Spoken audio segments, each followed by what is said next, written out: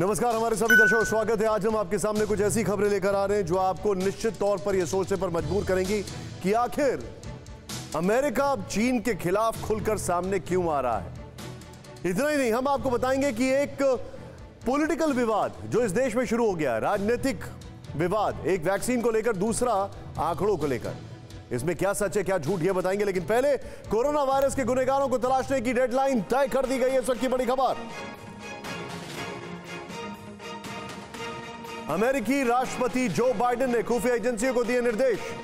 एजेंसियां 90 दिन में कोरोना वायरस के ओरिजिन का पता लगाएं। जो बाइडेन ने कहा कि अमेरिका चीन पर पूर्ण पारदर्शी एवं साक्ष्य देने के लिए दबाव बनाता रहेगा।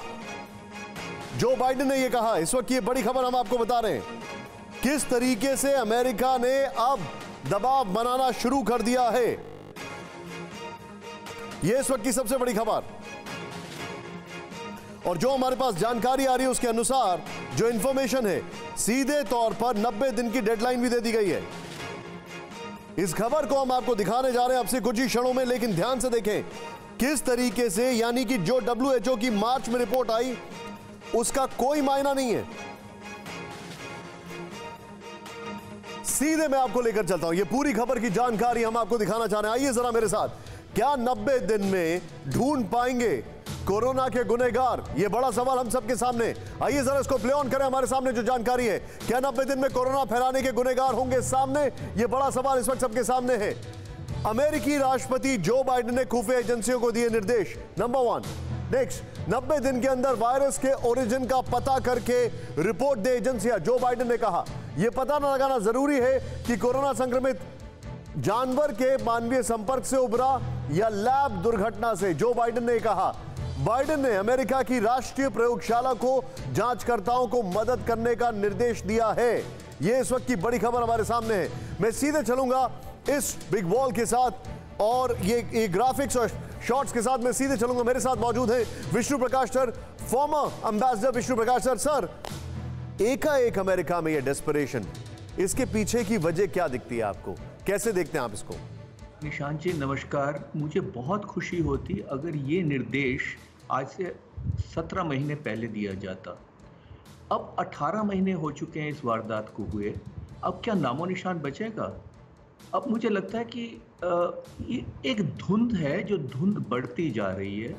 और एक तरफ से डॉक्टर फॉची के बयान हैं जो थोड़े चौकन्ने करने वाले हैं, और दूसरी तरफ मैं एक सवाल अब मेरे मन में है जो उठाना चाहता हूँ। 6 लाख अमरीकी मर चुके हैं, 6 लाख, और अमेरिका 18 महीने चुप रहा है। तो क्यों रहा है? अगर भगवान ना करे 5 अमरीकी मर जाते हैं तो तूफान आ जाता है।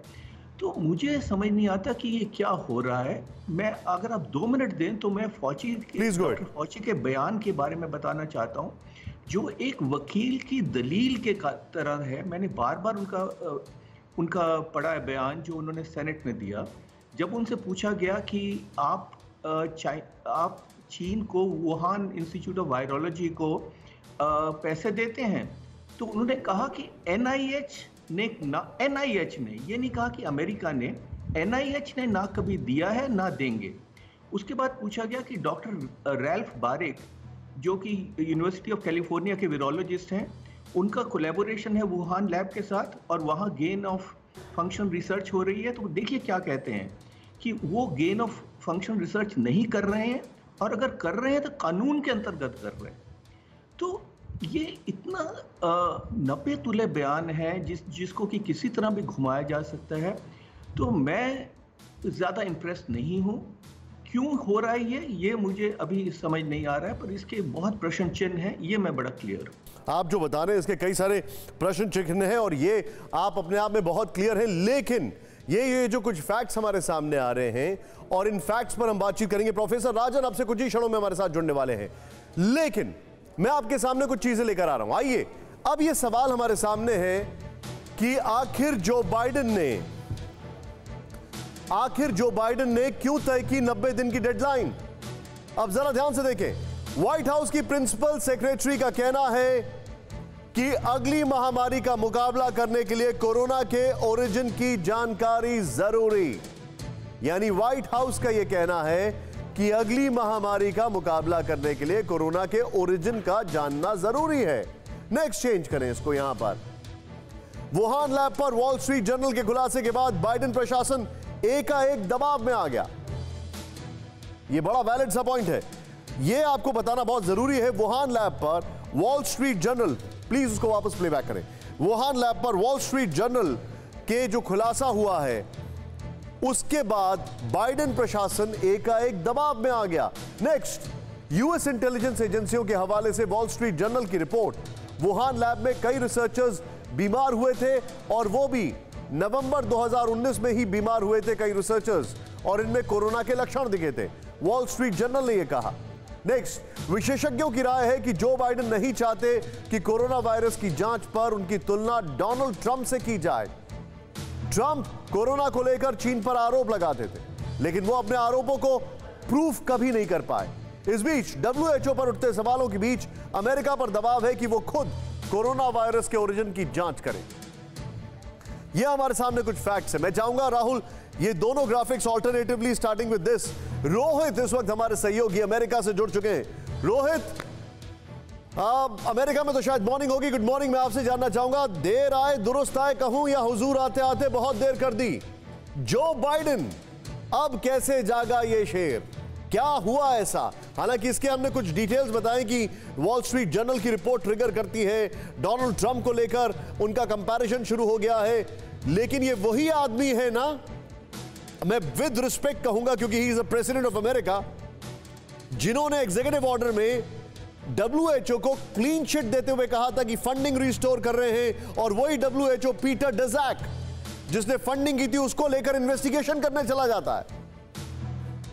जी बिल्कुल निशांत, देखिए यहाँ पे ये जो थोड़ा सा एक 180 है, 360 बोल लीजिए आप इसे, जिस तरह भी आपसे बोलना चाहे, ये जो बाइडेन ने इसलिए किया है क्योंकि यूएस इंटेलिजेंस एजेंसीज ने, जैसे कि आप बता रहे थे कि ये बात बाहर आने वाली थी जब वॉल स्ट्रीट जर्नल ने कहा कि उनके पास पुख्ता ये रिपोर्ट है कि दो या तीन ऐसे साइंटिस्ट थे वुहान लैब में जिन्हें नवंबर 2019 में कोरोना लाइक सिम्टम के लिए उनका ट्रीटमेंट किया गया, और उसके बाद यहाँ पे जो बाकी जो जानकार हैं जो ऑफ द रिकॉर्ड ये बात बताने की कोशिश कर रहे हैं कि कहीं ना कहीं जो थ्योरी है वुहान लैब लीक की, उसके लिए थोड़ा सा अमेरिका में जो इंटेलिजेंस एजेंसीज है उनका पलड़ा भारी है, और इसी के लिए उन्होंने एक 90 दिन का इसलिए भी दिया है समय। हम जहां तक मेरी जानकारी, जब मेरी एक जानकार से बात हुई थी यहाँ पे, उन्होंने कहा था 90 दिन में अमेरिका ये भी तय करेगा कि अगर लैब लीक थ्योरी सचमुच प्रूव होती है तो अमेरिका अपने एलाइज के साथ किस तरह से उसका रिएक्शन देना चाहेगा चाइना को।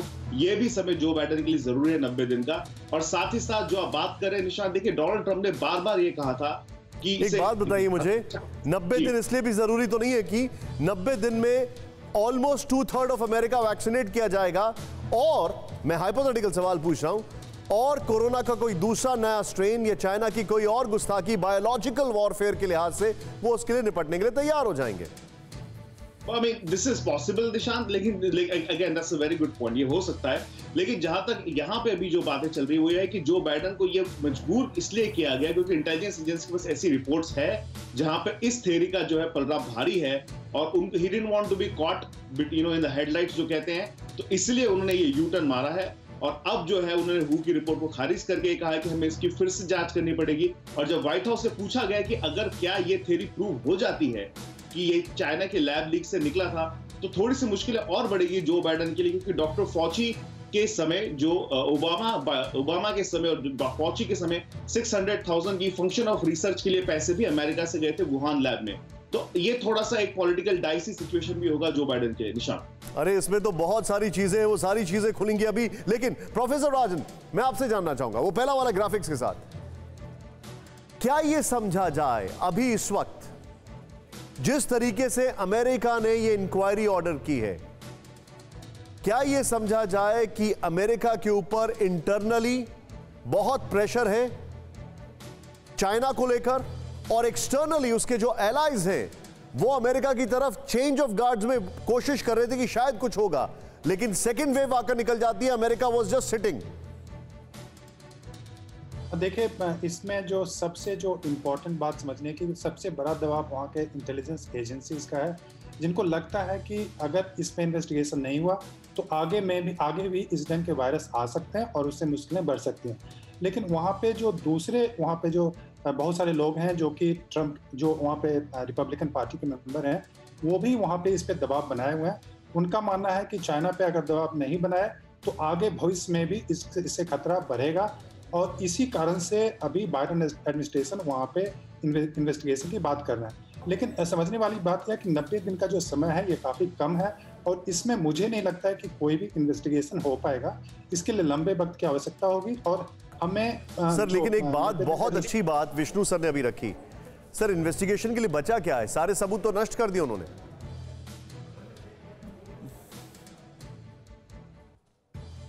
राजन सर, मैं आपसे जानना चाहूंगा ये सवाल। जी मैं ये बता दूं कि आखिर अगर 90 दिन में इन्वेस्टिगेशन करना चाहते हैं तो वो कैसे करेंगे। WHO की टीम जब अमेरिका जाती है तो उसको वो वहाँ पे एक्सेस नहीं देते हैं। आप क्या ये मान के चलें कि अमेरिकन टीम जब जाएगी तो उसको चाइना अलाउ करेगा?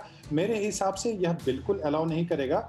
यह मानना मुश्किल है कि चीन जो अमेरिकन इंटेलिजेंस एजेंसीज है उसको वो अलाउ करेगा वहाँ पे वायरस इंस्टीट्यूट में जाने के लिए और इन्वेस्टिगेट करने के लिए। लेकिन यह एक तरह से सोची समझी अमेरिकन रणनीति है, जिससे कि अमेरिका एक तो कि अपना जो उनका डोमेस्टिक पॉपुलेशन है उसको एक मैसेज देना चाहता है कि यह इस मामले को लेकर सीरियस है। लेकिन अभी की जो अंतर्राष्ट्रीय राजनीति है उसमें इसका इन्वेस्टिगेशन मैं बता दूं कि बहुत ही मुश्किल है। अमेरिका की टीम जब तक जा नहीं पाती है, वहाँ पे रिसर्च नहीं कर पाती है। जो नवंबर में वहाँ के जो वायरस इंस्टीट्यूट के जो वर्कर्स थे वो किसी ढंग से बीमार, सर मुझसे रुका नहीं जा रहा है। राजन सर, मैं चीज का खुलासा करता हूं और मेरे साथ जो दोनों डॉक्टर्स हैं उनको मैं इस डिस्कशन में इन्वॉल्व करने जा रहा हूं। सर, चीन की लैब में जांच पर पुनर्विचार कर सकता है WHO, इस वक्त की बड़ी खबर। सूत्रों के हवाले से जानकारी है, चीन में कोरोना को लेकर WHO की जांच पर व्हाइट हाउस ने उठाए थे सवाल। WHO की जांच का दल फिर जा सकता है चीन। सूत्रों के हवाले से खबर, व्हाइट हाउस के कोविड-19 कोऑर्डिनेटर ने कहा जांच में चीन की तरफ से पारदर्शिता में कमी। उन्होंने यह भी कहा कि WHO ने इसमें हमारी मदद भी नहीं की। व्हाइट हाउस के अगर कोविड-19 टीम की अगर बात की जाए तो उसके जो सदस्य हैं उनका यह कहना है, रोहित, WHO फिर से इन्वेस्टिगेशन शुरू कर सकता है। White house clearly front foot पर, मैं देख रहा हूं पिछले 3 दिन से ब्रीफिंग में WHO को कहीं ना कहीं कॉर्नर कर रहा है। क्या ये एक चेंज ऑफ, एक हार्डनिंग ऑफ स्टैंड है व्हाइट हाउस की WHO के प्रति? जी बिल्कुल। देखिए, जहां पे अगेन जब डोनाल्ड ट्रंप ने इस तरह की बातें की थी तो उसे खारिज कर दिया गया था WHO द्वारा। लेकिन जैसा कि मैं कह रहा था कि इनकी इंटेलिजेंस एजेंसीज के पास पुख्ता ऐसे कई सबूत है जिसमें लैब लीक थ्योरी का पलड़ा भारी दिख रहा है, और आई एम प्रीटी श्योर वैसी ही कोई जानकारी WHO को भी दी गई होगी। और जब WHO ने ये बात खारिज की थी उस टाइम उन्होंने ये भी कहा था कि उनके पास इनकंक्लूसिव एविडेंस है, मतलब वो पता नहीं लगा सकते कि शायद ये लैब से लीक हुआ या नहीं हुआ। तो आई थिंक कहीं ना, रोहित मुझसे रुका नहीं जा रहा। अब मैं जरा कुछ अपने दर्शकों को कुछ खुलासे कर देता हूं, जरा ध्यान से देखिए। पिछली बार हमने आपको पीटर डिजैक के बारे में बताया था, आज कुछ और स्टनिंग बात बताऊंगा। और जो हमारे साथ डॉक्टर्स हैं, सर पार्डन मी, अगर आपको थोड़ा सा एम्बैरेसिंग लगे सवाल मेरा तो आप उसको रिफ्यूज कर सकते हैं, वी विल नॉट माइंड, लेकिन मैं आपसे आपका पर्सपेक्टिव जरूर लूंगा। एक मिनट, यहां पर सीधे आइए। WHO को लेकर अब मैं आपके सामने कुछ फैक्ट्स रख रहा हूं। पिछली बार हमने आपको अपने एपिसोड में 3 दिन पहले पीटर डिजैक के बारे में बताया था। अब देखें, कोरोना जांच पर शक के घेरे में WHO। अच्छा, ये कोई ब्रेकिंग न्यूज नहीं है, लेकिन आगे की खबर पढ़ें। मार्च में आई WHO की रिपोर्ट में कहा गया था कि वुहान लैब से वायरस के लीक होने की संभावना ना के बराबर है। होल्ड करें, देखिए क्या है, अगर ये कहेंगे कि वुहान की लैब में वायरस लीक हुआ तो नुकसान क्या होगा? तब सीधे सीधे चीन के ऊपर जो है वो एक फंदा कसेगा। फिर यह पता लगेगा कि आप वायरस को मैन्युफैक्चर कर रहे थे। पीटर डिजैक ने 19 दिसंबर को यह ऑलरेडी कह दिया था। कौन है पीटर डिजैक? देखते जाइए, आगे कहानी बढ़ रही है। नेक्स्ट चेंज करें। WHO की स्टडी में, अब देखिए, WHO क्लीन चिट दे देता है ऑलमोस्ट मार्च की रिपोर्ट में, लेकिन WHO की स्टडी में चीन के 17 चीनी वैज्ञानिकों को भी शामिल किया गया था। ये 17 चीन के वैज्ञानिक हैं, ये यहां पर थोड़ा करेक्शन करिए, वैज्ञानिकों को भी शामिल किया गया था।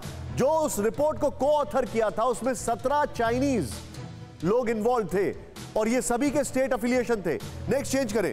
WHO की टीम में शामिल चीनी वैज्ञानिक चीनी सरकार के संस्थानों से जुड़े हुए थे। वाह, क्या बात है। WHO ने चीनी साइंटिस्ट की मदद ली उस रिपोर्ट को ऑथर करने में। वाह वाह, क्या बात, बहुत बढ़िया। नेक्स्ट चेंज करें। WHO की जांच टीम के सदस्य डॉक्टर पीटर डिजैक की इको हेल्थ अलायंस ने वुहान लैब में फंडिंग की थी। फरवरी में डॉक्टर पीटर डिजैक जाते हैं इन्वेस्टिगेशन करने। इन्वेस्टिगेशन करने वुहान में, और ये वही साहब हैं जो वुहान लैब को फंडिंग कर रहे हैं। क्या बात है। नेक्स्ट चेंज करें। यहां पर WHO की जांच रिपोर्ट, अमेरिका, ब्रिटेन समेत कई देशों ने इसकी निंदा की थी। यह भी बड़ा इंपॉर्टेंट है।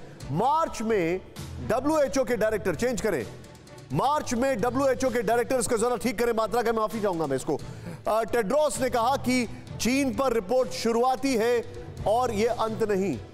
ये इसको जरा ठीक करें, इसको ग्रामेटिकली। मैं सीधे आऊंगा यहां पर। मेरे साथ डॉक्टर अंशुमन है, डॉक्टर भार्गव हैं। सबसे पहले डॉक्टर भार्गव, WHO का ओवरऑल रोल संदेहास्पद है, क्वेश्चनेबल है। इतना ही नहीं, उनका इन्वेस्टिगेशन क्वेश्चनेबल है। उन्होंने अलर्ट पूरी दुनिया को देर से किया। सबसे पहले उन्होंने कहा कि ये एनिमल टू एनिमल ट्रांसफर हो रहा है, एनिमल टू ह्यूमन नहीं हो रहा है, बल्कि ये ह्यूमन टू ह्यूमन हो चुका था। अब आप कोई भी WHO के ऊपर कैसे ट्रस्ट कर सकता है? बिल्कुल, आपने जो बात दिखाई है, ये बहुत सालों से, 1 साल से हम लोग यही बात कर रहे हैं साइंटिफिक कम्युनिटी में कि क्या WHO ने अपना जो रोल था वो कहीं ना कहीं नहीं निभाया है। देखिए, WHO की टीम जाती है, जिसे क्वारंटाइन में रखा जाता है 14 दिन तक, उनसे साथ सौतेला जैसा बर्ताव किया जाता है और वुहान जाके उनको लैब में एक्सेस नहीं दी जाती। तो ये अगर चाइना क्लीन था तो क्यों नहीं उन्होंने एक्सेस दी, क्यों नहीं उन्होंने सारे दस्तावेज दिए जिससे पता चल पाए कि क्या कोरोना जैसा वायरस उनकी लैब में था या नहीं था। इसके साथ में अगर हम एक चीज और पीछे जाते हैं, वॉल स्ट्रीट जर्नल के हिसाब से 2012 में 9 माइनर्स सेम बीमारी से और सेम वायरस से शायद ग्रसित हुए थे, जिसको दबाया गया। इसका मतलब साफ साफ ये बात है, और ये भी हम जानते हैं कि वायरस बैट के अंदर रहता है और कहीं ना कहीं से उसको सिंथेसाइज किया गया है। इसी के साथ में वायरस के अंदर 2 HIV की सीक्वेंस भी पाई गई, और जिस प्रकार से वायरस म्यूटेट कर रहा है, ये कहीं ना कहीं एक बहुत बड़ा शक के घेरे में WHO की भूमिका को, साथ में चाइना की भूमिका और साथ में शायद अमेरिका की भूमिका को भी डालता है, क्योंकि बहुत देर कर दी शर्म आते आते। क्योंकि अब जो ट्रेसेस है वो वुहान लैब, अगर आप चाइना में बात करें, वहां कोई नहीं जा सकता, ना उसके दूर दूर तक कोई चीजें हम देख सकते हैं। तो शायद जो इंपॉर्टेंट दस्तावेज थे वो नष्ट कर दिए जाएंगे, और ये 90 दिन की जो ट्रायल जो बाइडेन साहब ने बोली है, ये शायद आई वॉश होगी। क्योंकि अमेरिका में हमारे दोस्त जो बोल रहे हैं, बता रहे हैं अमेरिका पे, उन पे पॉलिटिकल प्रेशर है ये जानने का कि क्या 5 लाख से ज्यादा लोगों की जान गई। शायद लोग ये कहते हैं कि 9 लाख लोगों तक की मृत्यु हुई होगी, जो पिछले 100 साल में अमेरिका के सबसे बड़ी संक्रामक रोग से हुई है। तो इसीलिए पॉलिटिक्स भी है इसमें, और इसमें शायद हम अंत तक, सतह तक ना पहुंच पाए, ये जानना आवश्यक है। और WHO ने कभी भी इस करंट डायरेक्टर जनरल के अंतर्गत कभी भी पारदर्शिता से काम नहीं किया। ये बहुत ही दुखद बात है। एब्सोल्युटली डॉक्टर भार्गव, पहले तो आपने बड़ा बेबाकी से बोला, I appreciate that. Doctor Anshuman, क्या यह समय आ चुका है? मैं आपको यह कहूंगा कि WHO के लिए माना जाता है कि वो जो बोलते हैं मेडिकल टर्मिनोलॉजी में, वो गॉसिपल ट्रुथ होता है, उसके ऊपर सवाल नहीं खड़े किए जाते। लेकिन क्या यह समय आ चुका है, and now it's not too late also and too early also, कि एक नई ऑर्गेनाइजेशन के बारे में सोचा जाए? क्यों? जो ऑर्गेनाइजेशन शुरू से गलतियां कर रही है, जो ऑर्गेनाइजेशन की बायस साफ दिख रहे हैं, और जिस ऑर्गेनाइजेशन की गलती की वजह से, जिसको बचाने की जिम्मेदारी थी, उसकी गलती की वजह से पूरी दुनिया में लाशें बिछ गई। It's time to rethink about its existence. उसके बारे में फिर से सोचना जरूरी है। जी निशांत जी, कोई भी ऑर्गेनाइजेशन कैसा करेगा, उसके लीडर का सबसे बड़ा रोल होता है। डॉक्टर अब्राहम टेड्रोस के बारे में आपको बताता हूं। इस सेगमेंट को 3 तरीके से समझिए। एक, हिस्ट्री से समझिए। सेकेंड वर्ल्ड वॉर के बाद जितने भी फिलोसफर से बात होती थी, उनके राइटअप को पढ़िए। उन्होंने कहा था third world war is not possible. तो हम लोग जब बच्चे थे तो हम सोचते थे फिर व्हाट नेक्स्ट। हम जब पूछते थे कि थर्ड वर्ल्ड वॉर नहीं होगा तो फोर्थ वर्ल्ड वॉर का, बोला फोर्थ वर्ल्ड वॉर हो सकता है अगर थर्ड वर्ल्ड वॉर हो गया और लोग बचे रह गए तो, और नहीं क्यों होगा, क्योंकि लोग बचे ही हैं। तो फिर जब हम लोग MBBS स्टूडेंट थे तो हम लोग पढ़ते थे बायो वॉर। अब जो जनरेशन होगा थर्ड वर्ल्ड वॉर नहीं देखने जा रहा है, बायोजेनेटिक वॉर देखेगा। अब सिचुएशन क्या हुआ, मई 2020 में मेरा यूट्यूब चैनल पे वीडियो पड़ा हो जिसमें मैंने इस सारी बातें जो अभी आप कह रहे हैं मैंने बताई हुई हैं। डॉक्टर टेड्रोस इथियोपिया के जब हेल्थ मिनिस्टर थे, 3 बार वाटर बॉर्न डिजीजेज आउटब्रेक हुए और तीनों बार ये फेल हुए। इनके पास इंफॉर्मेशन थी, इंफॉर्मेशन इन्होंने हाइड की, मोर्टेलिटी और कितने बच्चे मॉर्बिड हुए, आंखें चली गई, रोशनी चली गई। डॉक्टर टेड्रोस का ये हिस्ट्री है। डॉक्टर टेड्रोस जब WHO चीफ बने उसमें चाइना का बहुत बड़ा हाथ है। जब ये लैब से वायरस लीक हुआ, ये तभी पॉसिबल है किसी भी कंट्री के लिए इतनी जल्दी टेस्टिंग किट बनाना जब उसके पास वायरस सीक्वेंसिंग पहले से उपलब्ध हो। तो ये साबित करता है कि चाइना के पास वायरस सीक्वेंस पहले से था और तभी वो सबसे पहले वुहान सिटी को कंटेन कर लिया क्योंकि उसको मालूम था वायरस कैसे फैल रहा है। ये हो सकता है आई वॉश करने के लिए बैड थ्योरी आई वॉश थ्योरी थी कि ह्यूमन टू ह्यूमन फैल रहा है, उसने बोल दिया था एनिमल टू ह्यूमन है, जो कि नहीं है। और सबसे इंपॉर्टेंट, जितने म्यूटेशंस हुए हैं वायरस के, अभी तक 24,300 म्यूटेशन हो चुके हैं वायरस के। और अनफॉर्चुनेटली नेचुरल वायरस के म्यूटेशन में एटीन्यूएट होता है, मतलब वायरस की मारक क्षमता कम होती है। इसकी आज तक मारक क्षमता कभी कम हुई नहीं और बढ़ता चला गया, इन्फेक्टिविटी बढ़ी। HIV जेनोमिक सीक्वेंस इसमें पाया गया, अलग अलग वायरस के सीक्वेंस पाए गए। तो ये बिना बायो इंजीनियर्ड वायरस के कैसे पॉसिबल है? और एक लेडी साइंटिस्ट जो भागी हुई है, उसका वीडियो भी लीक हुआ है, तो ये भी शक का दायरा डालता है। तो क्या जरूरत है? डॉक्टर टेड्रोस पॉलिटिकल पर्सन थे और हेल्थ मिनिस्टर बने थे।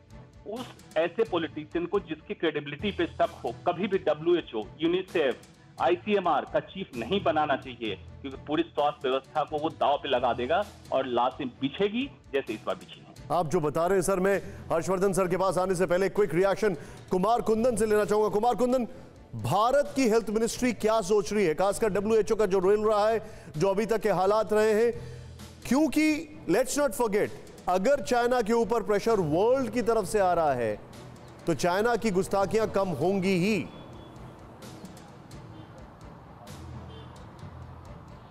देखिए, ये बात मतलब बेशक सबूत न मिले हों, लेकिन सब लोग इस बात को कहीं ना कहीं मानते ज़रूर हैं कि जो कुछ भी हुआ है वुहान लैब से, वो जो कुछ भी कोरोना को लेके हुआ है वो सब कुछ वुहान लैब से ही निकला है। और इसमें यही बात सबूत इकट्ठा करने की और भारत के प्रेशर बनाने की, तो कहीं ना कहीं इस बात को माना भी जाता है। और आप इसको एक प्रैक्टिकली अगर आप देखें तो आपको याद होगा कि चाइना की जो वैक्सीन है सिनोफार्म, उसको कोई प्रयोग करने को तैयार नहीं है दुनिया में एक्सेप्ट वो देश जिनके पास कोई ऑप्शन नहीं है। तो सब लोग ये मान के चल रहे हैं कि कोरोना किसी और की नहीं बल्कि चीन की ही देन है। जहाँ तक WHO को लेके बात है तो एग्जीक्यूटिव बॉडी में बेशक ही भारत से जो डॉक्टर हर्षवर्धन आए हैं, लेकिन हाँ इतना ज़रूर है कि WHO का जो रुख रहा है चाइना को लेकर और चाइना में जो कुछ भी हुआ है उसमें इतना, अरे आपने जिक्र किया है, मैं अपने दर्शकों को इस मौके पर बताना चाहूंगा, मैंने अभी एक लेख पढ़ा है। डॉक्टर अंशुमान, आप प्लीज जरा गाइड करिए। आप Vishnu sir, you will be stunned.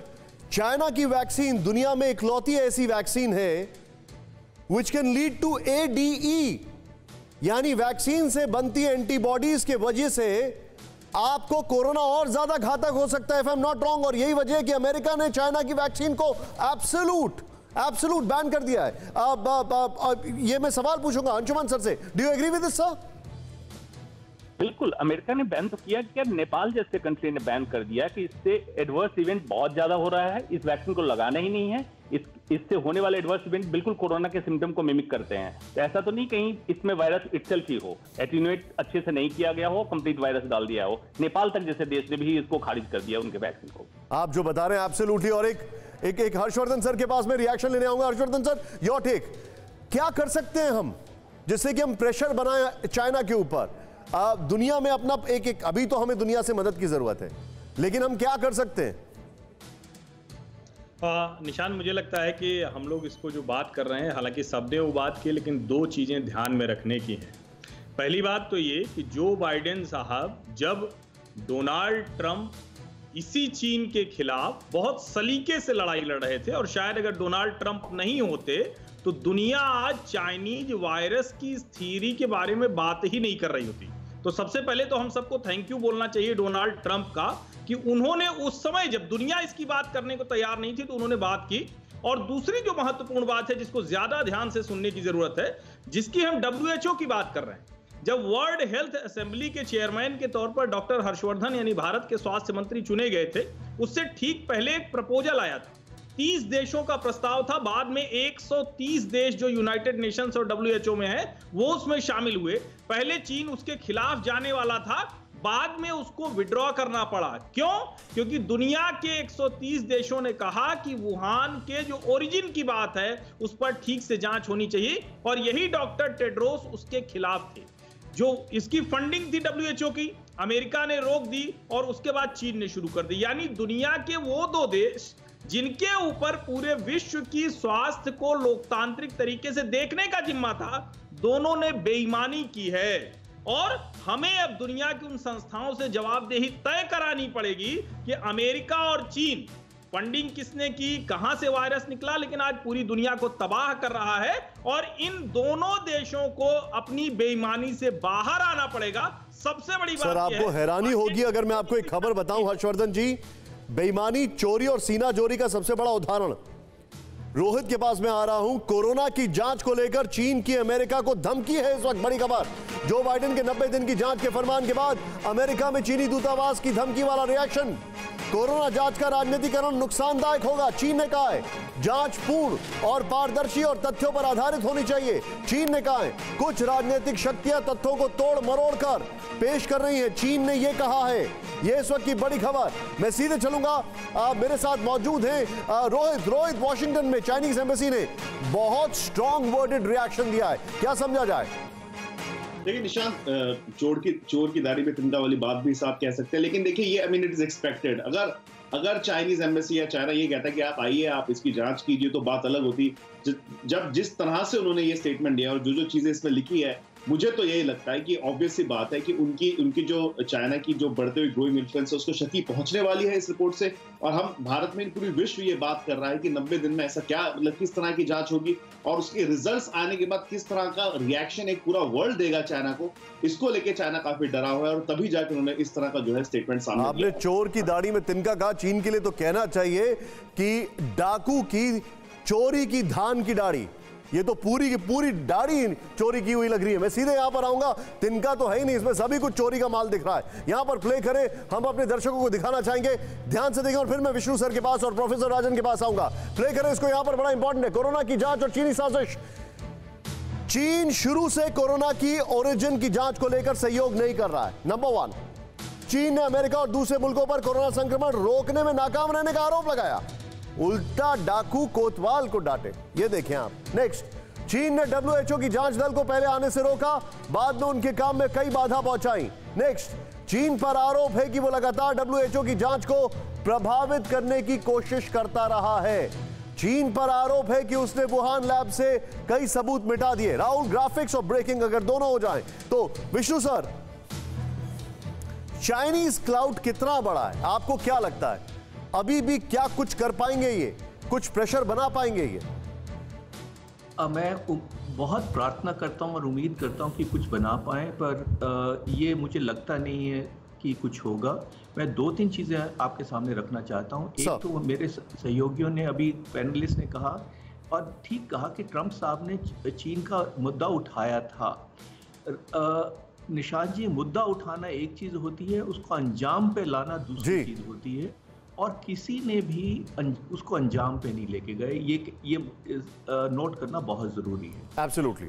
उसके बाद टेड्रोस साहब की बात कर लीजिए, वो DG कम है, प्रतिनिधि प्रवक्ता ज़्यादा हैं चीन के। और अब क्या कर रहे हैं? अब वो कह रहे हैं कि वैश्विक महामारी की एक संधि बनाई जाए और WHO को सशक्त किया जाए। जो आपने बात की वो ठीक है कि जब आप ये फेल हो गए हैं, तो अगर आप वाकई चाहते हैं तो पहले इस ग्रुप को निकालिए, उसके बाद आगे लेके जाइए।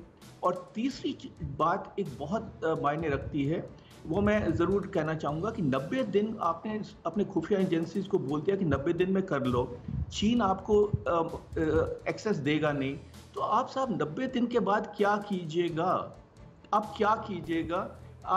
तो ये एक बहुत बड़ी चीज़ है और इसके बहुत सोच विचार करना पड़ेगा। क्या चीन पे को UN सिक्योरिटी काउंसिल में लेके जाएंगे, उनको अकाउंटेबल करेंगे, उनको क्या करेंगे?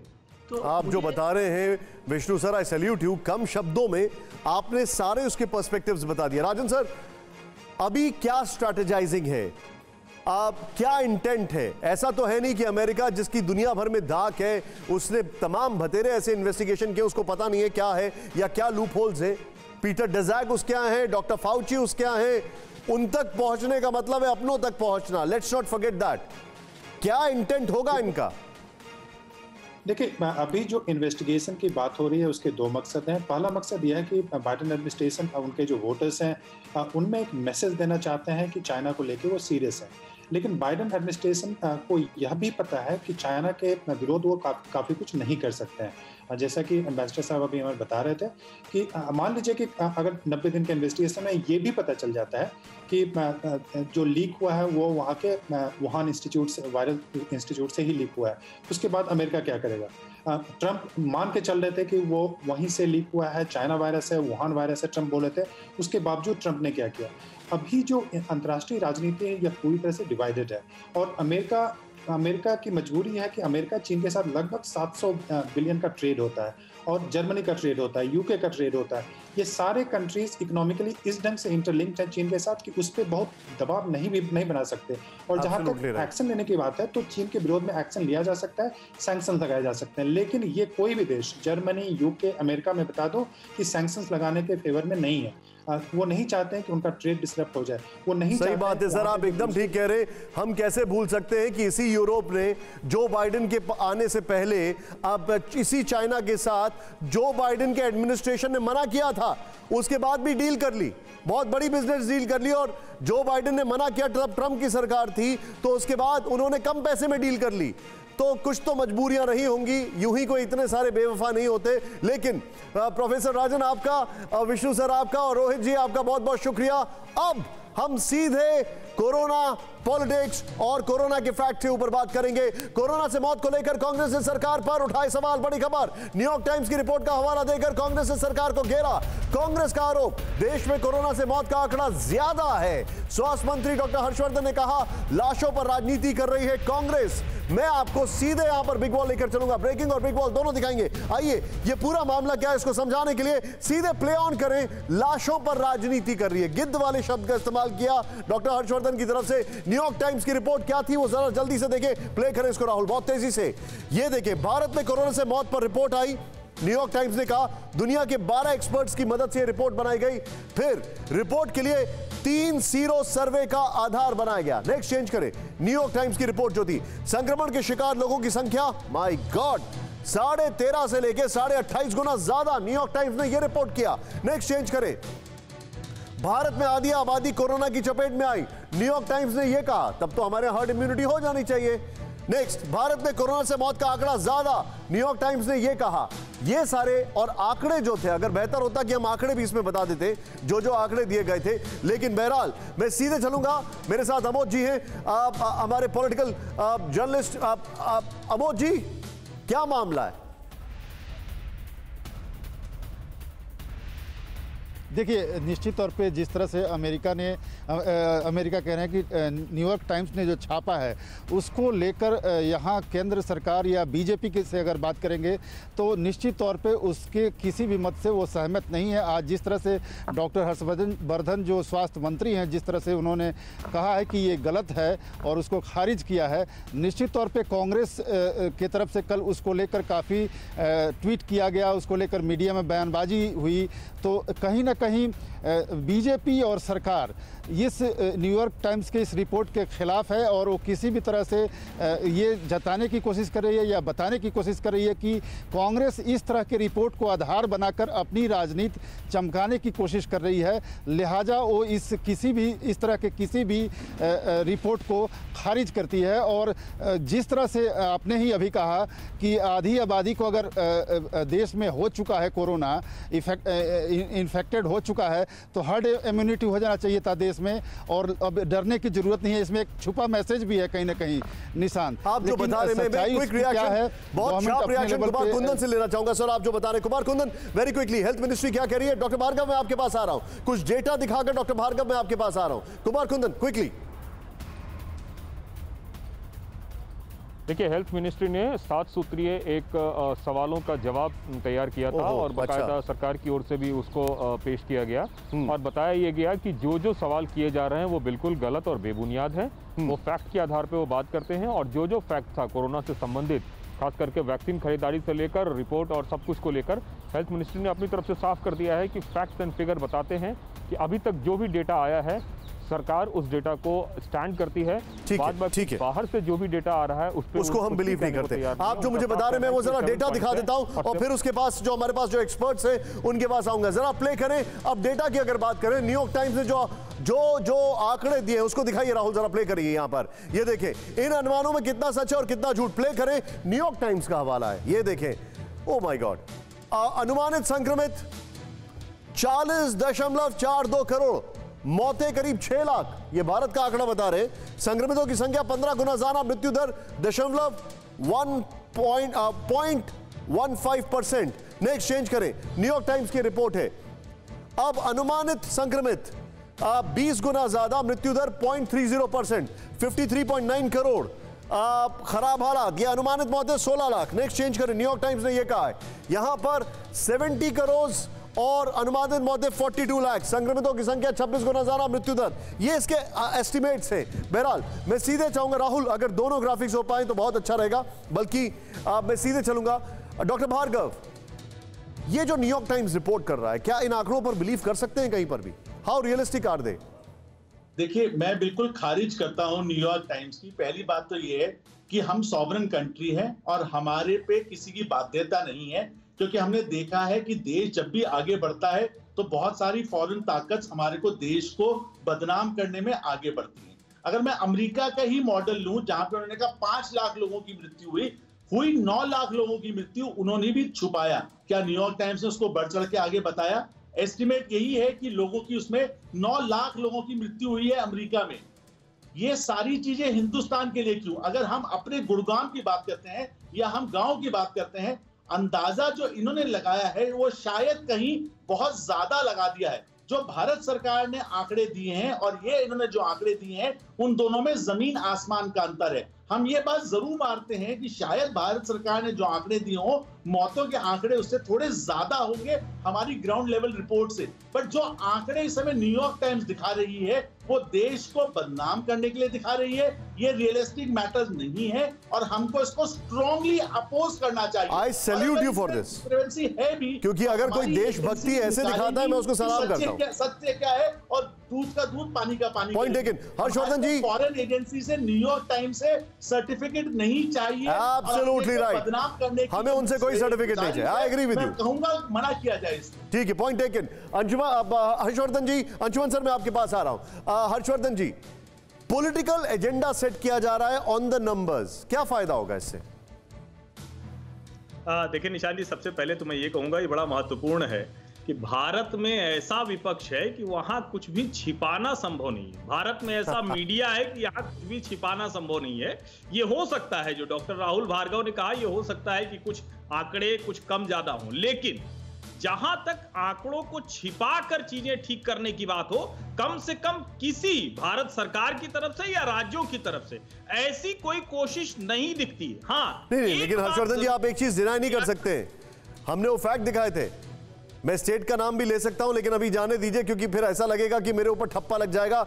42 मौतें दिखाई जा रही हैं और 3 शमशान घाटों को जब कैलकुलेट किया गया तो 202 वहां पर शव आए थे। नहीं, मैं वही कह रहा हूं कि ये हो सकता है, और मैं तो कह रहा हूं ना कि भारत का मीडिया और भारत का विपक्ष, इसके लिए हमें इस बात की तारीफ की जानी चाहिए कि हमारा लोकतंत्र इतना जीवंत है। लेकिन मैं क्या कह रहा हूं कि जानबूझकर सब कुछ दबाने की कोशिश कोई सरकार, और मैं ये कह रहा हूं कोई भी सरकार हो, कांग्रेस, भाजपा या दूसरी सरकारें, सबकी कोशिश ये है कि किसी भी तरह से इस लड़ाई को लड़े। हाँ, इसका दुर्भाग्यपूर्ण पहलू है कि जब भारत के नेता न्यूयॉर्क टाइम्स की रिपोर्ट के हवाले से बात करते हैं तब ये शर्मनाक हो जाता है। और मुझे लगता है कि तब चीजें मैं समझ सकता, ये आपका पॉइंट वैलिड है कि हमें उनके सर्टिफिकेट की जरूरत नहीं है, जैसा कि डॉक्टर भार्गव ने कहा, ये पॉइंट वैलिड है आपका। लेकिन ये खबर है, इस वक्त मैं आपके सामने एक और बड़ी खबर ला रहा हूं कुमार कुंदन के हवाले से। देश भर में अब बच्चों पर कोरोना वायरस का कहर, बहुत बड़ी खबर। मई में बच्चों में कोरोना वायरस के मामलों में रिकॉर्ड तोड़ बढ़ोतरी। महाराष्ट्र में एक महीने के अंदर 34,486 बच्चे संक्रमित हुए। यहां पर सीधे आइए बिग बॉल पर, यह हमारे सामने एक बहुत बड़ा चिंता का विषय, इसको प्ले ऑन करें राहुल। ये जो ग्राफिक्स हैं, मई में मासूमों पर कोरोना का कहर, इस वक्त की बड़ी खबर यहां पर प्ले करें। देश भर में, महाराष्ट्र में 1 से 26 मई तक 10 साल तक के 34,486 बच्चे कोरोना संक्रमित। नेक्स्ट चेंज करें इसको यहां पर बड़ा तेजी से। 1 मई से को कुल 1,38,576 संक्रमित बच्चे थे, जो 26 मई को बढ़कर 1,73,060 हो गए। नेक्स्ट चेंज करें, 1 मई को 11 से 20 साल के 3 लाख से ज्यादा बच्चे, जो 26 मई को 4 लाख के आसपास हो गए। नेक्स्ट चेंज करें इसको। डॉक्टरों के मुताबिक कोरोना से बच्चों को ज्यादा खतरा का पूरी दुनिया में कोई डेटा नहीं है, ये यहां पर। नेक्स्ट चेंज करें, अभिभावकों को चिंतित होने की जरूरत नहीं है, बच्चों की इम्यूनिटी स्ट्रांग होती है।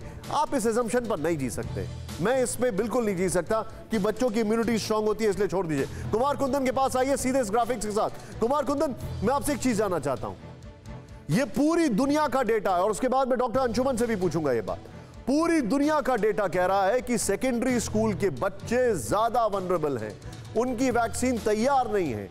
हमारी सरकार इंतजार कर रही है कि भैया कब करेंगे 12th के एग्जाम। जिंदगी का एग्जाम पास करना ज्यादा जरूरी है या बोर्ड का? देखिए निशांत, इसके मैं दूसरे पहलू को ले जाता हूं। आपको याद होगा जब डबल वेरिएंट आया था तो सब यही कह रहे थे कि इन्फेक्शियस ज़्यादा है, खतरनाक नहीं है।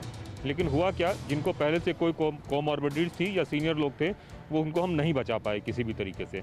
अब मैं दूसरे सवाल पे आ रहा हूँ, जो बच्चों की बात हो रही है। बच्चों के बारे में कहा जा रहा है कि माइल्ड इन्फेक्शन होगा और ठीक हो जाएगा, लेकिन ऐसे बच्चे जिनको पहले से कोई बीमारी है, हमारे देश में कई सारे ऐसे बच्चे हैं जिनमें कोमॉर्बिडिटीज़ हैं, उनके लिए तो ये जानलेवा होगा। दिल्ली की बात करें तो दिल्ली का सेरो सर्वे कह रहा है कि 60% से ज़्यादा बच्चों में माइल्ड इन्फेक्शन देखा गया है। तो हम क्यों नहीं इस बात को समझ रहे हैं कि आने वाले दिनों में ये और ज़्यादा खतरनाक हो सकता है। ये अच्छी बात है कि माइल्ड इन्फेक्शन होकर निकल जाए, लेकिन बुरी बात तो ये भी है ना कि अगर जिन बच्चों में पहले से कोई बीमारी है उनके लिए तो फिर ये बहुत ही हानिकारक होगा। तो इन चीज़ों को समझने के लिए ज़्यादा ज़रूरी है कि जो भी इसके हथियार है, भविष्य के हथियार वैक्सीन को हम देख रहे हैं, ज़्यादा से ज़्यादा उस पर जल्दी से जल्दी काम हो। अच्छा, आप जो बता रहे हैं, जल्दी वैक्सीनाइज, आप जो पॉइंट रख रहे हैं, मैं इसको थोड़ा सा टॉस ओवर करूंगा। आपने बड़ा वैलिड पॉइंट रखा है। अंशुमन सर, हम लोग तीसरी वेव के बारे में जिक्र कर रहे हैं और जिसको लेकर गुलेरिया साहब ने कहा है कि वी आर नॉट श्योर, लेकिन हम देख रहे हैं कि सेकेंड वेव में ही बहुत ज्यादा बच्चे वनरेबल हुए हैं।